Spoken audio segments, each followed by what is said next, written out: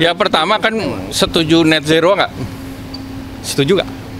Ya udah. Jadi itu demi net zero, otomotif itu kan sekarang mengurangi daripada penggunaan BBM yang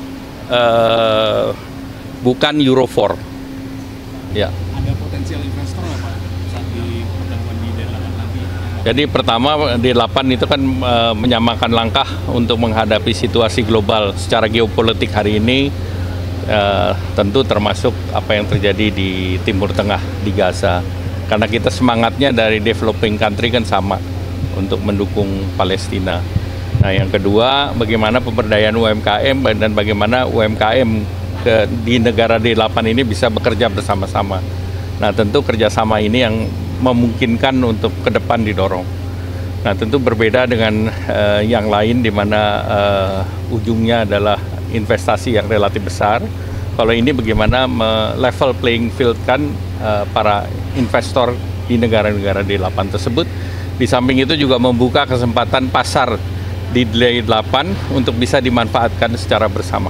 Ada rencana untuk pengiriman BBM ke masyarakat Pak? Sementara nanti Menlu. Saya enggak. Pak soal KEK Pak yang masih belum progresif. Apa? KEK kawasan ekonomi khusus. Kenapa? Masih belum, investornya itu masih belum. Ya tergantung, beberapa KEK yang progresnya baik, yang di Batang, yang di Kendal, di Gresik, kemudian di beberapa daerah, yang belum yang terkait dengan pariwisata. Jadi yang pariwisata, apakah itu Tanjung Lesung, apakah itu yang di Morotai, apakah itu yang di mana? Kalau KEK Lok Sumawe kan bukan buat pariwisata. Morotai yang buat pariwisata sama yang di Sulawesi Utara. Nah, yang pariwisata ini bisa mendatangkan devisa cepat. Nah, oleh karena itu kita mau mencoba membuka regional airline sehingga mereka bisa langsung ke tujuannya. Nah, sebagai contoh ya Mandalika, kemudian juga Labuan Bajo kalau bencananya sudah selesai.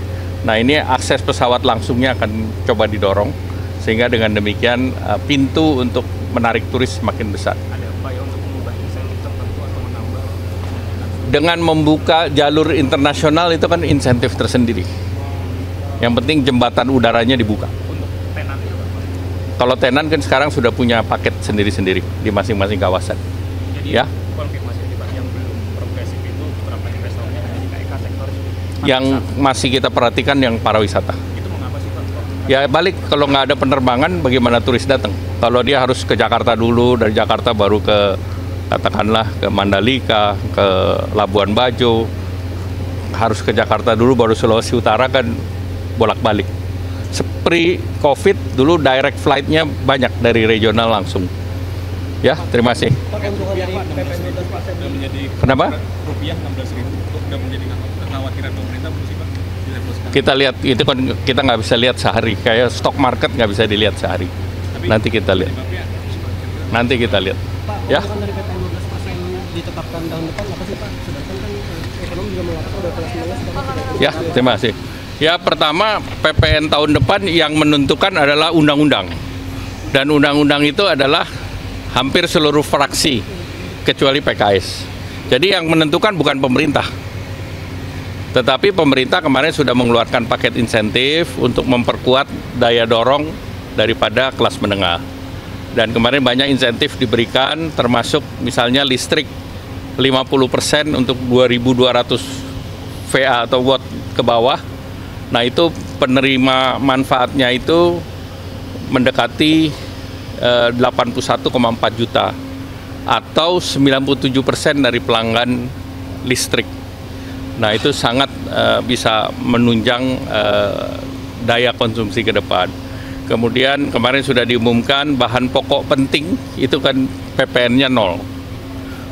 Bahkan untuk komoditas yang banyak dipakai oleh UMKM dan masyarakat seperti tepung terigu, kemudian juga gula pasir, dan juga minyak kita yang dulunya minyak goreng, itu kan sekarang sudah jalan dengan PPN 11%. Nah dia tidak naik, 1%-nya pemerintah yang tanggung. Kemudian sektor transportasi, kesehatan, pendidikan kan tidak dikenakan PPN. Tetapi sekarang dikenakan untuk mereka yang sekolah internasional. Sekolah internasional kan rata-rata di atas 70 juta per tahun. Kemudian juga untuk treatment di rumah sakit yang bayar sendiri dan relatif biayanya tinggi. Nah, itu semua dikenakan. Ya, terima kasih. Juga buat kendaraan listrik, Pak. Ini pertimbangannya seperti apa, Pak? Apalagi kan kendaraan Ya, pertama kan setuju net zero nggak? Setuju nggak? Ya udah. Jadi itu demi net zero, otomotif itu kan sekarang mengurangi daripada penggunaan BBM yang bukan Euro 4. Sulfur itu dunia sudah menghindari. Nah, salah satu adalah dengan elektrifikasi dari kendaraan listrik. Ada dua jenis kendaraan listrik, satu baterai EV, yang kedua hybrid. Jadi dua-duanya kita kasih. Kalau kita lihat secara keseluruhan, BEV dan EV itu penggunaannya year to date itu sekitar 80 ribuan. Dibandingkan yang combustion engine 850 ribuan.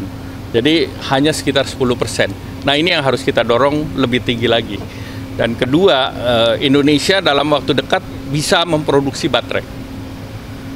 Nah, di salah satu kawasan di Morowali ada investasi untuk baterai dan itu sudah sampai packagingnya. Nah, kalau itu kita bisa lakukan, itu TKDN 60% kita bisa capai. Jadi itu yang dijadikan target oleh pemerintah untuk mendorong menaikkan TKDN dan mendorong agar kendaraan elektrik ini diminati. Karena kalau yang namanya hybrid itu tanpa infrastruktur pun bisa jalan. Nah, kita juga akan minta kepada PLN yang mempersiapkan charging station itu untuk di setiap rest area itu harus disiapkan charging station. Ya, terima kasih. Terima kasih, Pak. Kalau kendaraan itu kebanyakan masih impor. Ada yang udah produksi dalam negeri. Apakah PPN yang 11 yang tidak naik ini juga diberlakukan untuk yang impor? Jadi ada formulanya. Ada yang misalnya yang bus, truk, atau yang lain itu TKDN 40%, itu 10%.